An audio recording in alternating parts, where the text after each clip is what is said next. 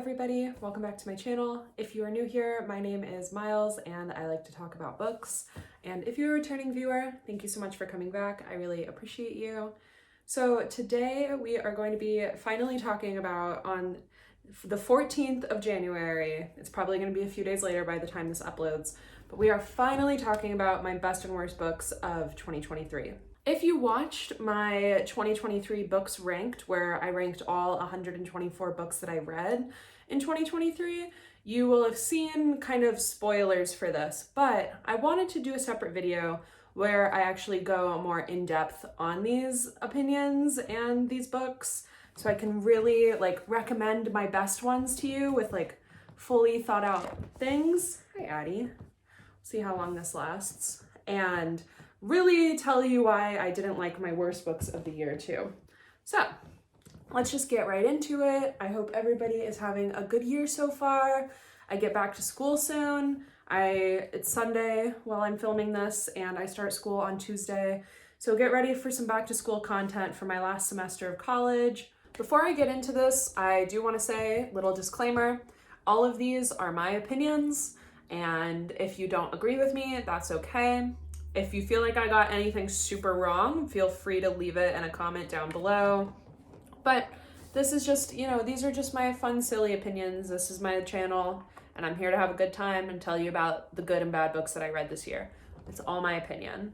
Also, there are books that I really liked that didn't end up making it onto this list, and books that I didn't love that didn't make it onto this list, and that's just because these are the things that I wanted to talk about today. These are the books that have stuck with me the most, whether for better or for worse.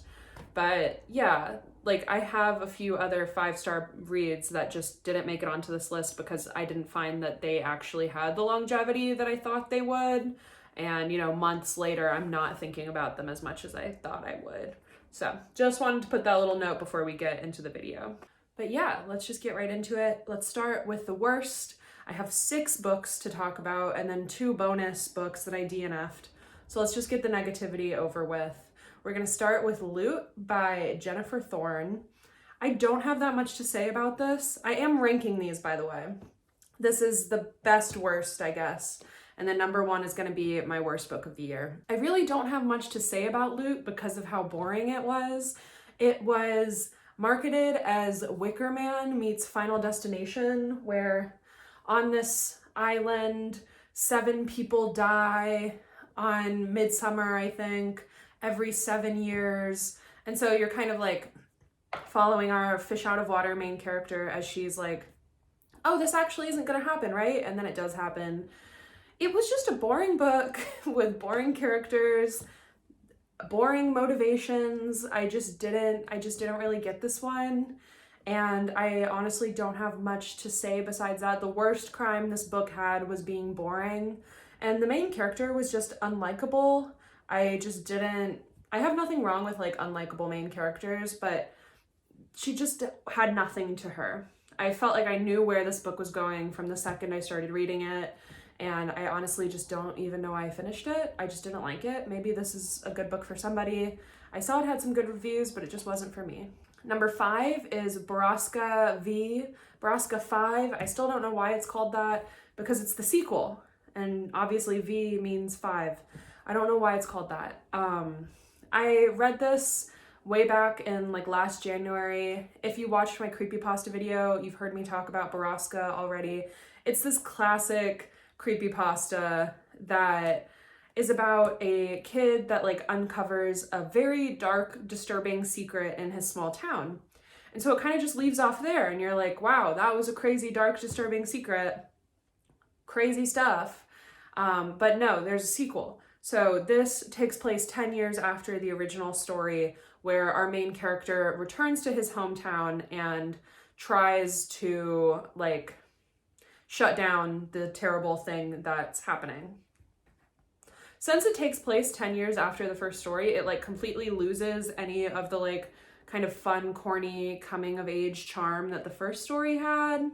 If you're into creepypasta, I would definitely recommend checking out the first Barasa. It is corny and super over the top at times, like all creepypasta is, but it's a good time. I really enjoyed it. But the second one, it's just I don't know. It just didn't need to happen. It was not good. That's what I got for you. Number 4 is The Turn of the Screw by Henry James. I just don't like this book. It's a classic, supposedly. It follows this woman who just got hired to be a governess at Bly Manor, and she's taking care of these 2 kids that are haunted by the ghost of their past governess and her lover. So like, kind of a fun, interesting plot, but the entire story, kind of a spoiler alert here, so skip ahead if you don't want to hear this, but the book's been out for a long time. It's a classic. But the twist of the story, or I guess like, you know, you're supposed to leave with is wondering like, were these ghosts really real? Is the governess insane? All of that.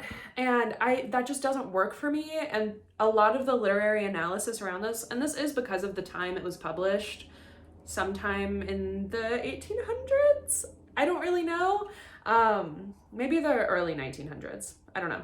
But because of when it was published, a lot of the literary analysis, and it seems like the author's intention was to kind of like have the audience wonder like, oh my God, she is hysteric. She's in love with this man and that's what drove her crazy. And that's why she's such an unreliable narrator. And it's just, I don't know, that just doesn't really work for me. I don't really enjoy that. I did write a paper on this, and usually when I write a paper on a book, I like tend to enjoy it more and kind of like grow some affection for the book. It didn't happen with this. I just did not enjoy it. The writing is just really dense and it just doesn't work for me. So The Turn of the Screw, I don't like this book at all. Number 3 is The Salt Grows Heavy by Cassandra Khaw, which is probably my biggest disappointment of the year, which is such a bummer because I did enjoy Nothing But Blackened Teeth by Cassandra Khaw, even though some people really didn't. But I was really looking forward to this because it has mermaids, and that is right up my alley. I love mermaids. It just turned out to be one of the most confusing, convoluted books that I have ever read. It was so dense, and it was only 100 pages long, and it just thrusts you into this world where mermaids and plague doctors and saints exist, and just expects you to be able to like fully run with that and understand what's going on and like the dynamics of this world. It didn't really make any sense to me, and Cassandra Khaw has been criticized for having like a really wordy writing style before, and it really comes out in this book. I listened to the audiobook and it honestly felt like unintelligible. I did not like connect to this book at all. Felt like I didn't even know what I was reading. And before I knew it, because of how short it was, as soon as I was starting to understand, I feel like it was over. It is just way too ambitious of a story for 100 pages. And I feel like Cassandra Khaw keeps doing that. And I really wish that they would try to write longer books. I don't know if that's the solution, but I feel like that could help, is that they just keep taking these big concepts and packing them into like no pages at all. Number 2 is Killer by Peter Tonkin, which I do have somewhere on my shelf, but I have a cat on me, so I'm not gonna go get it. And I should have known I wouldn't love this because it was recommended by Grady Hendrix, and if you've seen my 5-star ratings that I regret video, you'll know about my opinions on Grady Hendrix. And this was in Paperbacks from Hell. And it's a complicated book because it was published in the 70s. And some of my issues with it I feel like you can kind of chalk it up to that, but also not really. I don't know. It's about a research expedition that gets stranded on an ice floe and they're attacked by orcas. And it's fun at first. And then it starts to get really, really repetitive because most of it is just them waiting around for more killer whales to come get them. I think this book should have been crazier and should have committed more. Like it is crazy. There's a few moments where orcas will bite somebody's arm off, or like this one guy got taken into the ice and just the top half of him was bitten off, and that was epic. That was cool. But it should have been that times 10. And it just wasn't. I think it just should have fully sent into being kind of ridiculous. And then also it has some pretty rough portrayals of women and of Inuit culture, which is that of its time. You can argue that, but it just didn't sit well with me, and I didn't enjoy reading it. It was fun at times, but it mostly just left a bad taste in my mouth. And then my least favorite book of the year was Looking Glass Sound by Catriona Ward. And I don't know if this is a hot take, because I have heard people talk about this book positively. I feel like the majority of the Goodreads reviews are positive, but I did not get this. I was really excited for this book. It feels like Catriona Ward has kind of written herself into a corner where it's like she needs to outdo herself with all of these twists in every book, and she's known for doing these crazy twists, but after a while the gimmick kind of wears off, and I think it really did here. It was just so needlessly complicated and confusing. It follows a main character named Wilder as he is writing a memoir, so it's kind of like a book within a book, and he's writing about a traumatic childhood summer that, like, the context of it is very different now that he knows, and there's like some serial killer stuff, you know, that kind of deal. That's just where it starts. It gets way more complicated as it goes on. The writing here was just like really corny and felt like it was taking itself way too seriously. I was trying to like figure out halfway through the book, like, is this trying to be campy and over the top? And I just am not enjoying it. I still don't know the answer to that question, but it doesn't really matter because it wasn't good. And there were just so many twists that it was just ridiculous. The like latter half of the book completely fell apart for me because of all of these twists. And within the twists, there was a like gay subplot that had been like a big part of the previous section of the book, and that was totally just like retconned. And they were like, nope, actually, it was not gay. It was straight the whole time. And I was just like, what was the fucking point of that? So that just left a bad taste in my mouth. And I just didn't enjoy this book. The beginning parts of it were like fine and like fun and a little silly. And then just as it continued, it just got worse and worse. And I just did not like it. So that was the worst book I read this year, in my opinion. If you liked that book, I'm so sorry. I hope, whatever, I don't know. Explain to me like what I'm missing in the comments below. And then I do want to mention, these I guess are technically the absolute worst books I read all year, but I DNF'd them because I hated them so much, so I didn't get to finish them. And the first one was Stolen Tongues by Felix Blackwell. This had been pretty hyped up to me. I've seen some bigger booktubers say like, oh my god, this book was amazing. And I was like, okay, let's check it out. And it was based on a r/no sleep story, so I was excited. That's like, I like that stuff. It's fun. It's silly. This sucked. The first chapter of it, or maybe it was like the prologue, was pretty good. It was very scary and had some really eerie stuff going on. It's very like cabin in the middle of the woods in the winter, like isolating and spooky, and like something's watching you from outside. I really liked it. But then in the author's note at the beginning, he talks about how like indigenous stereotypes and like iconography are used in horror. And this is a white guy.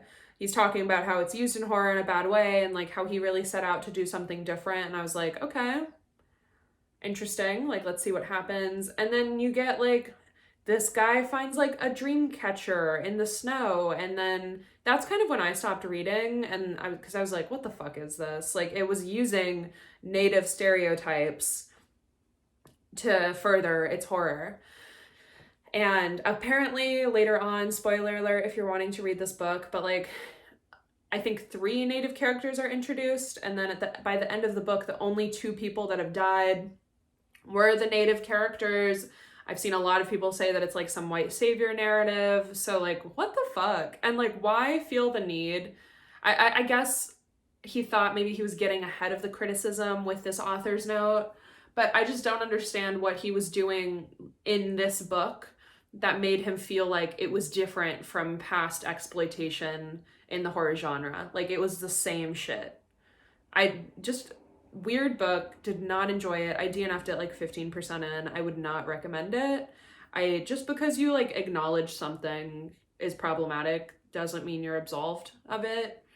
So, and then How to Sell a Haunted House by Grady Hendrix was the other book that I DNF'd towards the beginning of this past year.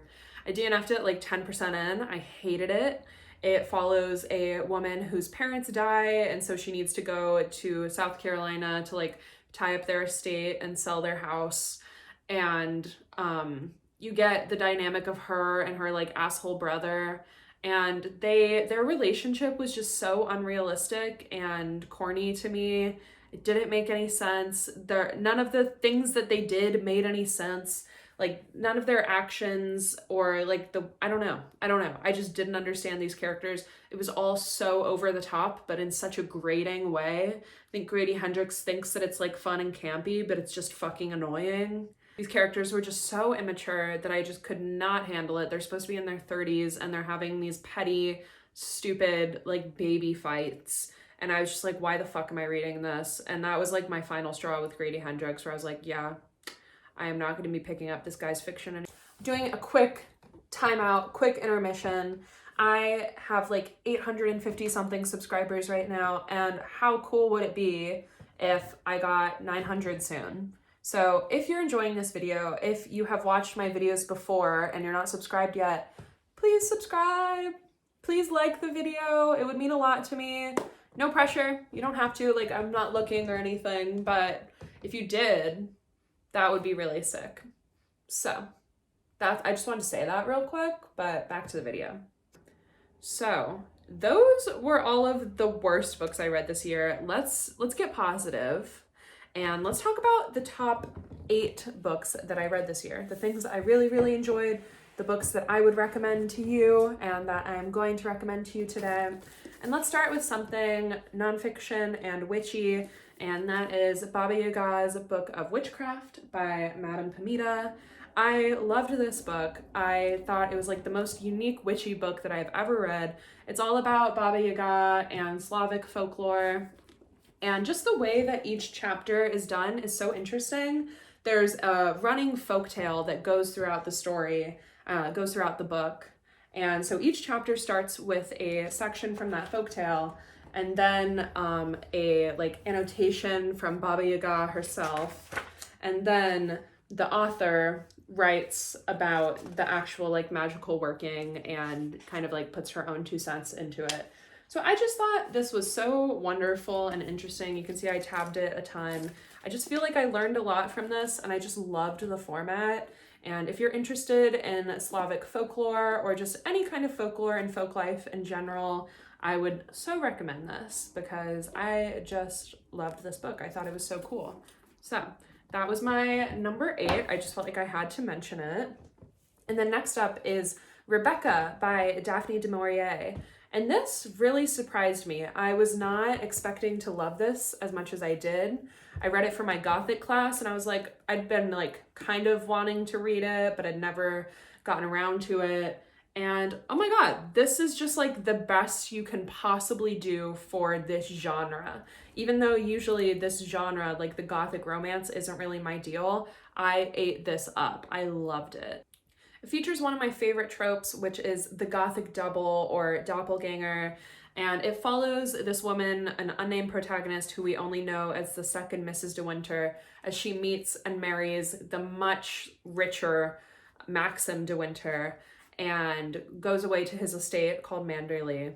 And she finds out that his last wife, Rebecca, died mysteriously, and her like, not her physical ghost, but like just her metaphorical ghost haunts the estate and the narrator, and she is just constantly trying to fill her shoes, and you're just kind of like in her head and all the anxiety that she's feeling. And there's also a mystery laid underneath that of what happened to Rebecca. And it is just so good, and I was just so compelled to read this. I didn't want to put it down. It has a good villain. I loved the writing, and there was just so much drama, and I just loved it. This was such a fun book to read, and I just did not expect to enjoy this as much as I did at all. So thank you, Daphne du Maurier, for writing such a wonderful classic. This is one of my favorite classics now. Number 6 is Out There Screaming, which has a bunch of different authors, but it was edited by Jordan Peele. And this was just such a great story collection, one of my new favorites that I think I would really recommend to anybody. If you're a horror reader, you should read this. It was just such a great mix of authors that I have read and loved before, like Tananarive Due, N.K. Jemisin, and then a bunch of authors that I had not heard of at all. So it was just such, I don't know, it was such a good story collection. It's all by Black authors, so it's Black horror. And so, of course, Jordan Peele is the perfect editor to bring this all together. I did want to mention my two favorite stories were Reckless Eyeballing by N.K. Jemisin, which starts off the collection super strong, and it follows Carl, who is a Black police officer who starts seeing eyes on cars, and that indicates to him whether or not he should pull them over, which sounds weird, but it really, really works. And the rest of the story kind of follows him as he like struggles to maintain his sanity. And the true standout of the story collection to me was Dark Home by Nnedi Okorafor. It might have been the best story in this collection, in my opinion. In this story, a Nigerian American woman returns to Nigeria for her father's funeral and brings something back home with her. And it was just such an interesting use of Nigerian folklore that I really didn't know too much about. So I just loved that. Anytime that folklore is infused into a story, I am just eating it up. And I thought it was so good. My favorite kind of horror is steeped in grief and folklore, and this did that perfectly. And I also got to learn a little bit about Nigerian culture along the way. So I just loved that story. Those were my two favorite stories from the collection, but honestly, I loved most of them. I can't really think of one that I didn't enjoy. So I cannot recommend this collection enough, and I did get the ARC for it, so thank you, NetGalley, because I still feel pretty good about getting the ARC for that. Number 5 is Monstrilio by Gerardo Samano Cordova, and this was marketed as a literary horror novel about family and grief, and it was exactly that. It was so, so good. It follows a grieving family after the death of their 11-year-old son, Santiago. The mother, Magos, cuts out a piece of his lung and tries to follow like some old folktale that she knew and kind of nurtures the lung until it becomes like its own sentient creature. It becomes a little monster, and she names it Monstrilio. And as it grows up and, you know, is this little creature, it kind of reminds her of Santiago, but he also becomes his own thing entirely. This is definitely like a character-driven novel, which I really enjoy. The characters really shine here with, like, we get chapters from the perspective of like each family member, including Monstrilio. It is just such a beautiful meditation on like family and grief and unconditional love and what it means to be human. And I just loved this book. It made me so emotional. And it was like wonderfully queer also, which I will like, gotta give them points for that. And I just loved this book, and it was so sad in the best way, and I just cannot recommend it enough. Speaking of sad in the best way, we have Fun Home by Alison Bechdel as my number 3 pick. And I read this right at the beginning of last year, and it stuck with me the whole year. I just loved this book. You might have heard of Alison Bechdel as the creator of the Bechdel test. She also wrote Dykes to Watch Out For, and she has quickly become one of my favorite authors. It's a memoir that focuses on her relationship with her father, who they grew up in a funeral home that he ran that they called the Fun Home. And he was always like very emotionally distant and guarded, and she had kind of a tumultuous time growing up with him. But then like as she got a little older and she eventually came out as a lesbian, he like, I don't know, they started to kind of grow closer, and she eventually found out that he was gay. And unfortunately, like right after she found out, he died of what is supposedly a suicide, but it's kind of ambiguous. She doesn't really know. And so it just kind of follows her through that journey of like looking back on her relationship with her father with the new context that she has.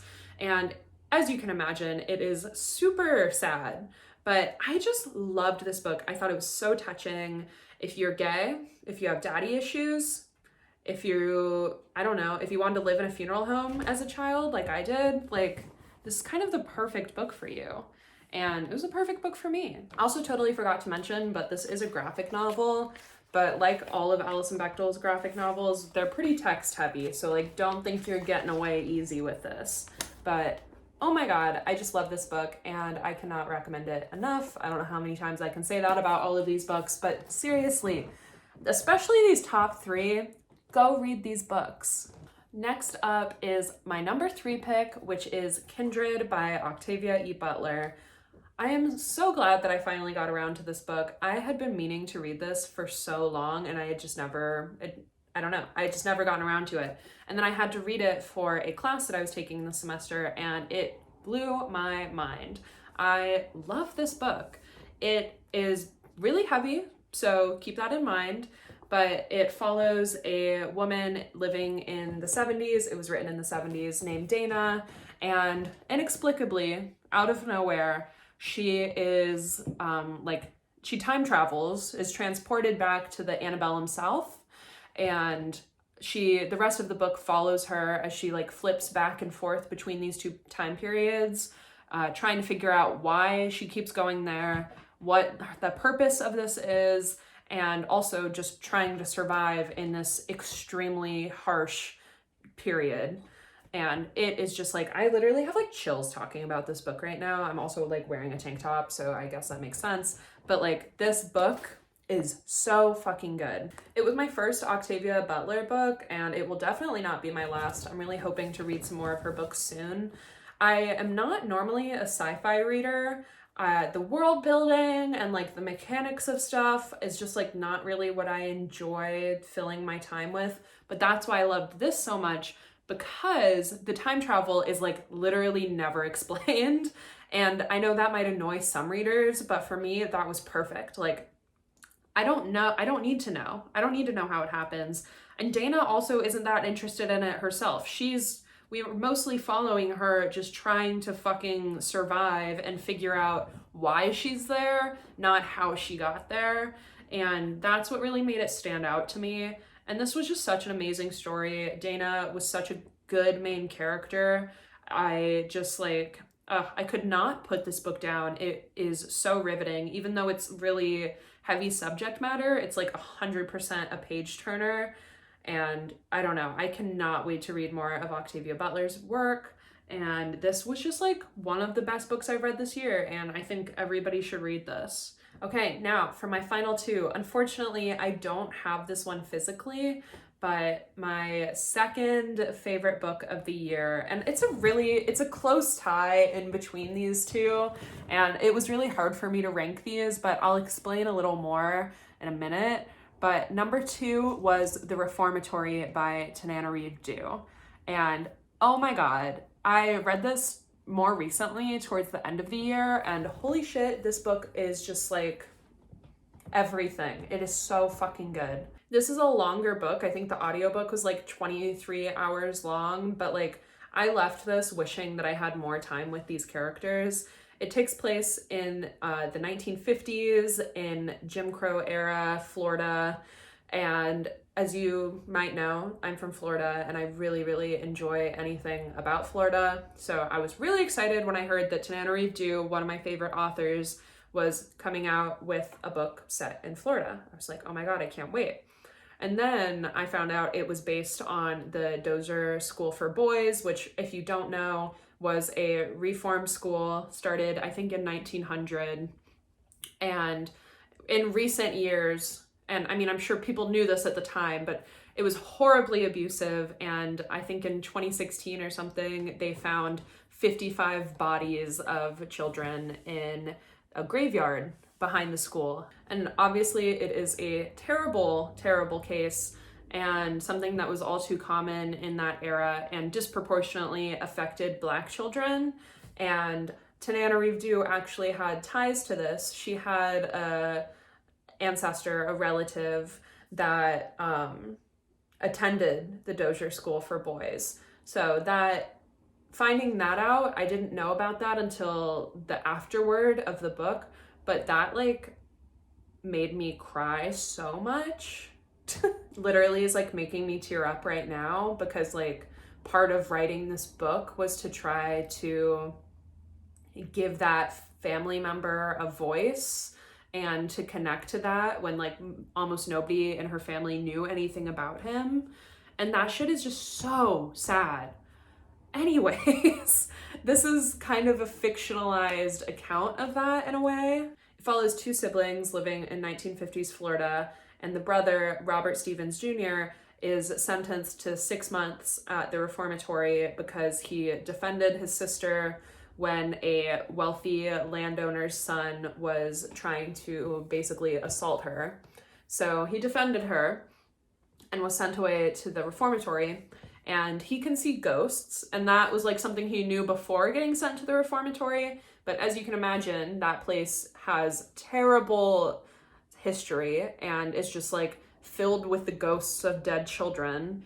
And so he's navigating that, and also just like trying to figure out how to stay alive at this school. And, you know, you can get punished for doing like the smallest thing wrong. And so he's in this awful situation, but there's also like this supernatural element to it and a mystery kind of going on in the background. And then we're also following his sister, Gloria, as she is like doing whatever she can to try to get him out of the Reformatory before something terrible happens. And so it is just a riveting book. You can't put it down. You need to know what happens next and if these kids are going to be okay. And it is just absolutely devastating read at times, but so well written. And I just love Tananarive. I think she's such an amazing storyteller. I read her other book, one of her other books, The Good House, this year, and it didn't make my top 8 just because I don't know, I did have some issues with it, and the ending didn't 100% hit for me, but it did with this one.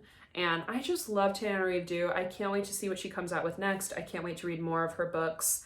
And this book was just so amazing, and her personal connection to it like made it hit even harder. It was so heartbreaking. I would recommend this to anybody if you like horror. It has elements of that. If you like historical fiction, even if you don't, like, I think you should check this out. It was an amazing book, and it was my second favorite book of the entire year. Please read The Reformatory. I'm probably going to reread it soon. And last but not least, we have my favorite book of the whole year, and that is Our Wives Under the Sea by Julia Armfield. And this book, like, have you ever read a book that just feels like it was made for you, just totally written for you? That is how I felt about Our Wives Under the Sea. It has everything that I want in a book. Lesbians, grief, sadness, beautiful writing, and ocean horror and cosmic horror. Everything I like in this little book. And also, thank you to my girlfriend for this beautiful UK edition of it. This follows a couple, Leah and Miri. Leah went on a deep sea expedition months ago, and something went wrong. Her submarine got stuck at the bottom of the ocean for months when it was supposed to be a couple days maybe, and she came back completely changed. And so we're following Leah and Miri. It switches back and forth between their perspectives as they're trying to cope with the after effects of this trauma. And as the book goes on, Leah's state is deteriorating more and more. Miri is trying to help her and understand. And we're also getting glimpses into what happened that is causing this. And it is just like, it's so good. And it's also just like a beautiful, sad reflection on what it's like to like slowly lose your partner. And it like made me cry. I guess I'm like emotional today or something, because like talking about these books has me tearing up. But this book was just so beautiful. I guess that's how you know these were my top 2 books of the year, because they're making me tear up. The writing is so beautiful. The slow pace of it just makes the sadness like so gut-wrenching and palpable, and I just thought it was perfect. It might not be for everybody. I know how slow it wasn't perfect for everybody, but for me, this worked so well, and I just, so sad, so good. So that is my favorite book of the year. I will say, with my top two, I said it was hard. I do feel like Tananarive Dew's book might have been like technically the best book of the year and like the one I will recommend to truly anybody. Our Wives Under the Sea just had to take number one spot because of how it felt like it was literally made for me. So do with that what you will. So that is everything I have for you guys today. I hope you enjoyed. Sorry to get this video out so late, but I hope the tier ranking video kind of like helped tide you over. And let me know what your best and worst reads of the year were. Did you share any with me? Were some of my best books on your worst list? Like, I want to know. Let me know everything down below. And if you would like to, please like and subscribe. It does a lot for my channel. I am pretty close to 900 subscribers, and that would mean the world to me. So you don't have to, but if you want to, that would be awesome. But yeah, thank you guys so much for tuning in. I hope you have a wonderful rest of your day, and I will see you in the next video. Bye.